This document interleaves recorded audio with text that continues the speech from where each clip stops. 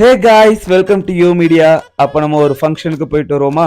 நாம எங்க கிளம்பிட்டு இருக்கிறோம்னா டாப் ட்ரூப் டான்ஸ் அகாடமியோட 3rd ஆனுவல் டேக்கு தான். ஈவினிங் குத்துவிளக்கு ஏத்தி ஒரு வெல்கம் பரதம் டான்ஸ் போட்டு ஃபங்க்ஷனை ஸ்டார்ட் பண்ணிட்டாங்க. டான்ஸ், லைட்டு, சவுண்ட்ஸ் பட்டே கிளப்பிட்டாங்க போங்க. இந்த ஃபங்க்ஷனுக்கு ஸ்பெஷல் கெஸ்டா விஜய் டிவி தங்கதுரை அண்ணா, திவாகர் அண்ணா வந்திருந்தாங்க. Super super super.